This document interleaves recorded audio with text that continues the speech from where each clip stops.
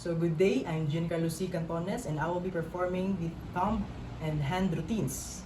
First is the thumb routines. Clinical indications are fractures and dislocations for the distal and proximal phalanges and distal metacarpals and the associated joints. For the pathological processes such as osteoporosis and osteoarthritis. For the technical factors naman po is SID should be 40 inches, IR size should be 8 by 10 inches, and also don't forget the shielding. So shield the radiosensitive areas that is not included for the examination. So let's move on to the patient position. So patient must sit on the front of the table and then with arm is extended, and also hand must be internally supinate. So let's move on to the part position. So for the part position, demonstrate the procedure to the patient, kung ano ang gagawin para maliwanag ang ating examination at to help better understanding kung ano ang gagawin ng ating patient. So, internally rotate the hand until the posterior surface of our thumb touches the IR. So, ito, touch na ang ating posterior surface ng ating thumb sa IR and then align it to the long axis of the IR, parallel to the long axis of our thumb. Pagkatapos, center natin sa ating IR, and then the central ray must be on the first MCP joint. So for this is, as you can see, the central ray is on the first MCP joint of our thumb. Okay, and then collimate it into 4 sides, and then after you collimate it into 4 sides, don't forget to put the lead marker. If it is right, you put the right one, or if it's left, put the left one. So after this, you can expose. For the next routine is the PA thumb. For the PA thumb, make a lateral position of our adjoining fingers, and then the thumb must be on the level of the second digit. And then abduct it slightly. After you abduct it slightly, rotate it slightly to be parallel on the long axis of the IR. After that, again, first MCP joint. First MCP joint, central ray. After after the central ray, collimate into 4 sides. After collimate, put the lead marker and expose. For the next routine is the thumb oblique. So for the thumb oblique, the palmar surface of the hand must touch the center of the IR, and then put it in a natural way. Okay? Natural way. Dahil itong thumb natin is naturally oblique ito, 45 degrees ito ating thumb, so hindi na natin siya babaguhin dahil naturally oblique na ito. So after this,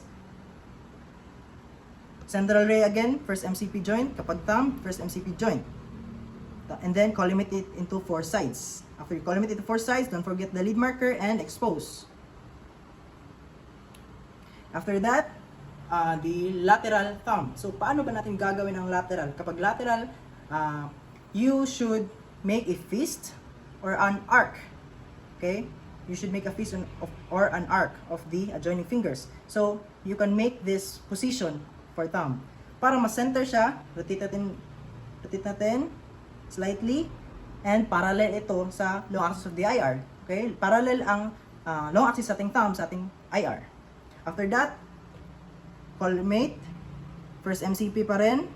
After you collimate the first MCP joint, central ray must be perpendicular to the first MCP joint, and then collimate it into 4 sides, and then expose. So that's how we do the thumb routines. Let's move on to the hand routines. So, hand routines, clinical indications, fractures, dislocations, and foreign materials to the hand and all of the joints of our hand. For the pathological processes such as osteoporosis and osteoarthritis. Technical factors, SID should be 40 inches, IR size should be 10 by 12 inches. So, and also don't forget the shielding. So shield the radiosensitive tissues that is not included for the examination or the interest of the examination. So first is the next is patient position. So sit the patient at the end of the table with arms flexed about 90 degrees. 90 degrees, and the hand and forearm should rest on the top of the table. So let's do the PA hand. So how do we do the PA hand? Okay, the palmar surface of our hand should in contact and on the center of the IR, and then after that spread it slightly, the fingers, and then you should align the parallel axis of the hand to the parallel part of the IR. After that, central ray on the third MCP joint.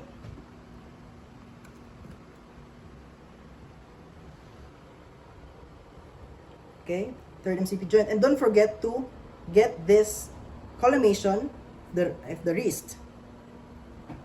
And then after that, collimate into 4 sides and then expose.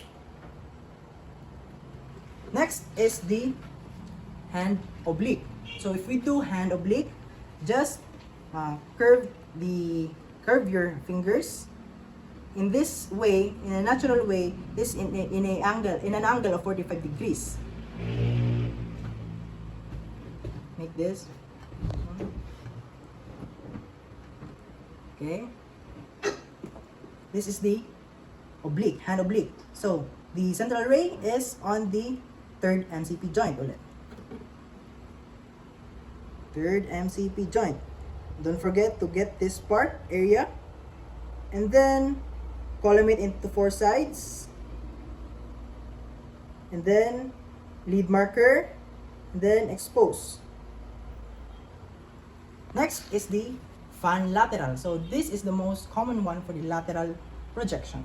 So for the fan lateral, place the hand laterally, and then spread the fingers slightly.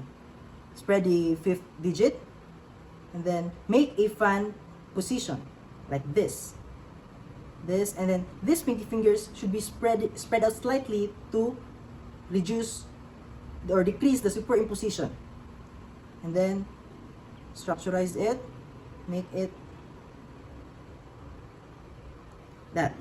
So that is the fan lateral position. So the central ray then is on the second MCP joint. After that, column it into 4 sides. Again, don't forget to get this part or area. After that, let's move on to the lateral extension and flexion. So for the lateral extension is you should put your hand in the center of the IR and long axis of the IR and long axis of the hand. After that, make it a lateral position. In a true lateral position, make sure this thumb is on the level of the second digit. Okay, level of second digit. So extend the hand, extend the fingers. So as you can see, it is parallel to the IR. Okay, it is parallel. The hand is parallel to the IR. Then central ray on the second digit until to 5th. Okay, it's perpendicular from 2nd to 5th. And then collimate it into 4 sides. Don't forget this part. Lead marker and expose. Next is the lateral flexion. What is the lateral flexion? So lateral flexion, do this. Do this. Flexion. This thumb is must slightly touching the second digit.